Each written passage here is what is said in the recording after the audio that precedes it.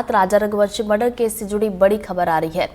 आरोपी सोनम नेपाल भागने की फिराक में थी। सोनम ने कई दिन इंटरनेट पर रूट भी सर्च किया था।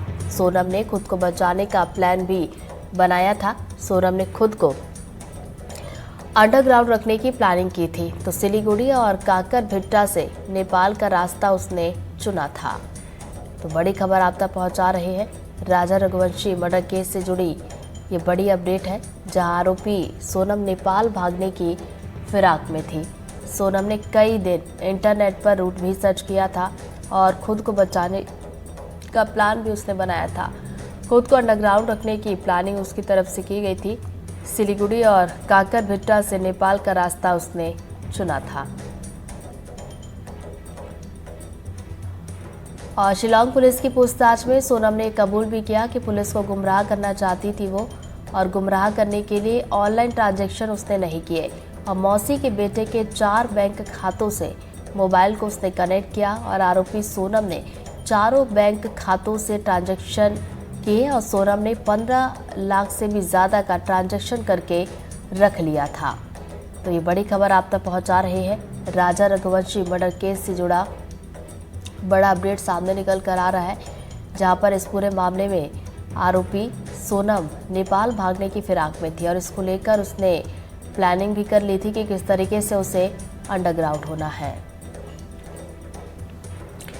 और ज़्यादा जानकारी लेंगे सहयोगी अजय शर्मा हमारे साथ जुड़ गए। सीधा हम का रुख करेंगे। अजय, शातिर सोनम ने किस तरीके की साजिश रची थी कि वो खुद को बचा सके? देखिए, सोनम का पहले दिन से प्लान था कि वो इस पूरे मामले को, इस वारदात को अंजाम देने के बाद नेपाल भाग निकले। लेकिन सोनम दरअसल ऑपरेट हो रही थी अपने बॉयफ्रेंड से, राज से, और राज उसको जैसे जैसे रूट मैपिंग कर रहा था वैसे वैसे सोनम जो है तय कर रही थी चीजें। इन सबके बीच में सबसे महत्वपूर्ण बात यह है कि सोनम ने ये जो मोबाइल है उसमें उसने कई बार सर्च किया था नेपाल का रूट, और नेपाल रूट को लेकर उसको कई सारे कंफ्यूजन भी थे। लेकिन इन सब के बीच में दूसरी सबसे अहम बात यह है कि राज जैसा उसको बता रहा था वैसा वो करना चाह रही थी, क्योंकि अंततः करते हुए उसको राज के साथ रहना था। ऐसा सोनम ने अभी तक की अपनी पूछताछ में बताया है। और जो कई महत्वपूर्ण जानकारी है सोनम ने अपने भी पूछताछ में पुलिस को दी है, उसमें नेपाल भागने को लेकर भी ये महत्वपूर्ण जानकारी है। सोनम का सीधे तौर पर कहना था कि वो बहुत ज्यादा दिनों तक देश में नहीं रहना चाहती थी। इस घटना को अंजाम देने के बाद वो नेपाल में ही शरण लेना चाहती थी, और यही कारण रहा था कि उसने नेपाल जाने को लेकर बात कही थी। यदि नेपाल भाग जाती एक बार तो उसको पकड़ना बहुत मुश्किल हो जाता, क्योंकि पुलिस जो है लगातार फोकस कर रही थी उसको शिलांग में ही उन घाटियों में ढूंढने की जहां राजा जिसका पति है राजा रघुवंशी, उसके इर्द गिर्द थी। लेकिन जैसे ही सीसीटीवी ने उसके करीब उसको पुलिस को पहुंचाया है, उसके बाद से उसको लगने लगा था कि अब उसको नेपाल भाग जाना चाहिए। इस पूरी वारदात को अंजाम दे चुकी है जब वो, लेकिन चूंकि राज की घटिया प्लानिंग पर उसने पूछताछ में दोष मढ़ा है कि उसने घटिया तरीके से प्लानिंग की थी और मुझे वापस इंदौर बुलाया गया। इंदौर के बाद फिर मुझे गाजीपुर भेजा गया जब वो लोग पकड़ाने लगे, तो फिर इस दौरान मैंने फिर नेपाल भागने की कोशिश की। लेकिन चूंकि पूरे घटनाक्रम में नेपाल भागने को लेकर उसके पास बहुत ज्यादा रूटों की जानकारी नहीं थी, उसने स्थानीय स्तर पर पूछताछ की थी नेपाल रूट को लेकर, लेकिन कोई ऐसा संतोषजनक जवाब नहीं मिला था। और फिर वो संदिग्धों की तरह जो है नजर में आने लग गई थी। यही कारण रहा था कि फिर उसने नेपाल भागने का प्लान कैंसिल किया, लेकिन तब तक पुलिस उस तक पहुंचने लग गई थी।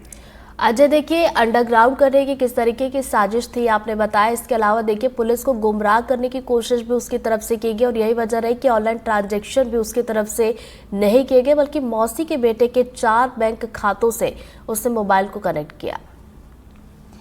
उसने बेहद शातिराना तरीके से पूरी वारदात को अंजाम दिया है, और उसने इस दौरान जितनी भी बातें हो सकती थी एक अपराधी को ध्यान में रखनी चाहिए, पेशेवर अपराधी को, वो तमाम बातों को ध्यान भी रखा है और उसी के तहत तमाम फैसले लिए थे, तमाम कवायदें की थी। लेकिन अहम बात यह है कि अब वो सारी परतें जो है खुलने लग गई हैं ऋतु, और जो तथ्य निकलकर सामने आ रहे हैं वो सोनम की कारगुजारियों से जुड़े हुए हैं, चाहे फिर फाइनेंशियल ट्रांजेक्शन से जुड़े हुए हों, चाहे फिर वो नेपाल भागने से जुड़े हुए हैं, चाहे फिर वो अलग अलग तरीके से इस पूरी वारदात पर जो है पर्दा डालने से जुड़े हुए हों। पुलिस को ये बहुत अच्छे से मालूम है कि सोनम अपराधी तो नहीं, लेकिन प्लानिंग में अच्छे अच्छे अपराधियों को मात दे चुकी है, और जिस तरीके की उसने प्लानिंग की थी, जिस तरीके से उसने गुमराह किया है पुलिस को अभी तक, उससे ये पुलिस को समझ आ चुका है कि इससे किसी पेशेवर अपराधी की तरह ही पूछताछ की जानी पड़ेगी, नहीं तो बहुत सारे राज जो है हमेशा हमेशा के लिए दफ्न रह जाएंगे। चलिए, नजरें आप बना रखिएगा, जो आगे अपडेट लेते रहेंगे। फिलहाल शुक्रिया आपका जानकारी के लिए।